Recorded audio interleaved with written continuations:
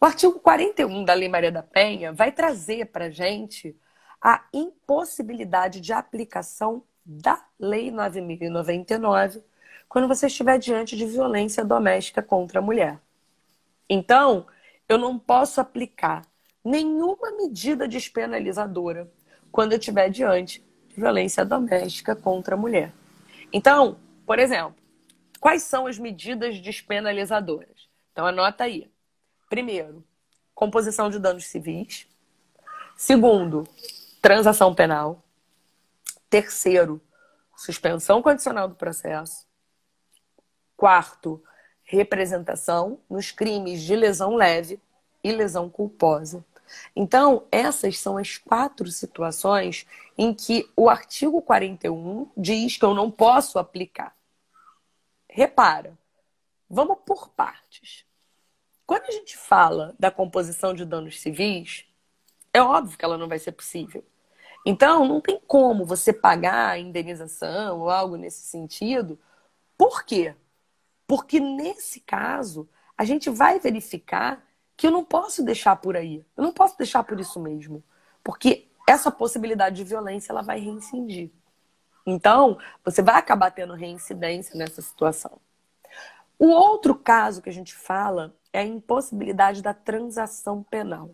Aqui eu quero fazer uma observação para o que diz respeito ao acordo de não persecução. Atenção, porque o pacote anticrime, a gente só está esperando o edital sair, mas o pacote anticrime tem toda a cara de ser cobrado nesse exame para você. Por quê? Porque nesse exame de ordem, já tem vários dispositivos do pacote, inclusive o próprio acordo de não persecução do 28A.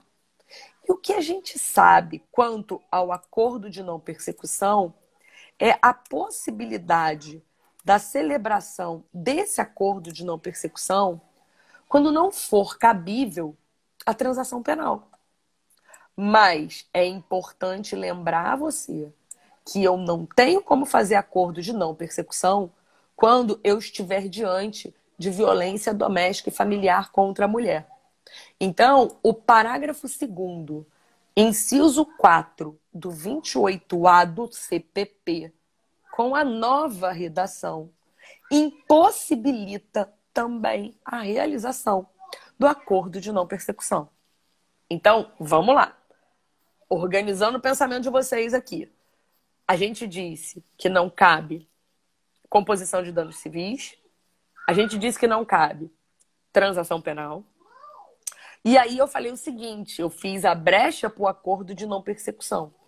Por quê?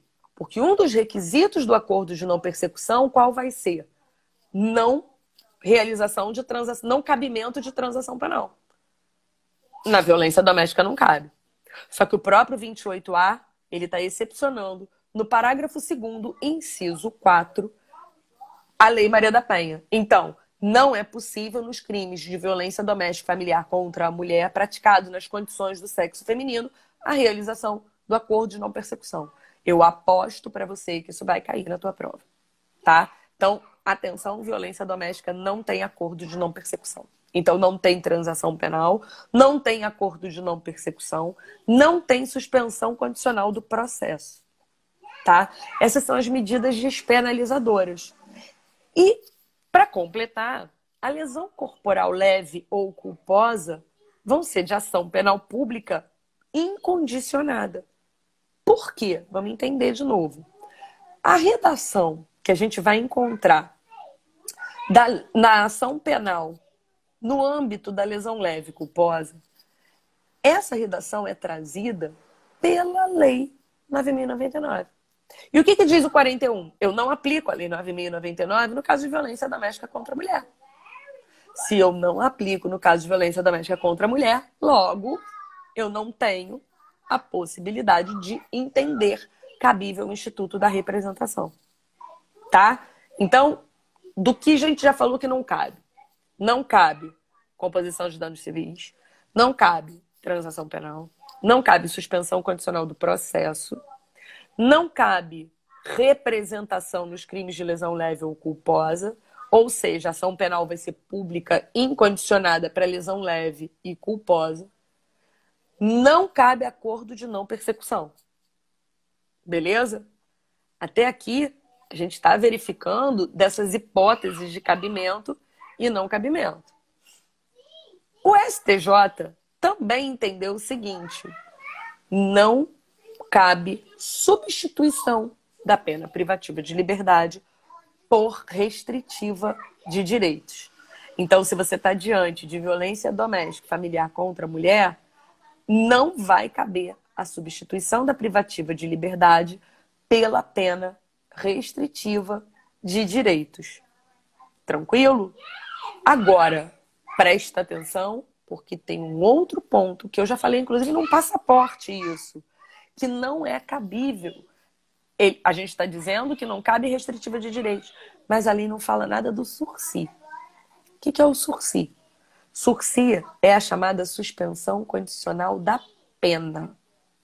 Como é que funciona isso? O juiz vai lá, ele sentencia, ele aplica a pena privativa de liberdade, verifica se cabe substituir por restritiva de direitos. Aí a gente já disse que não. Né? A gente já viu que não é cabível substituir por pena restritiva de direitos. Bom, quando não cabe restritiva de direitos, o 77 diz, então, para você verificar a possibilidade do sursi. E eu não tenho restrição. A lei não restringe e o STJ nem o STF restringem. Então, cabe suspensão condicional da pena? Cabe. Então, no caso de violência doméstica e familiar contra a mulher, é cabível sursi. Não cabe suspensão condicional do processo, mas cabe o sursi. Tá bem? Então, atenção a esse detalhe importante. Principalmente porque muitas vezes vem a letra da lei para você na tua prova. Então, fica atento quanto a isso. Não cabe sursi processual, mas cabe o sursi penal do artigo 77.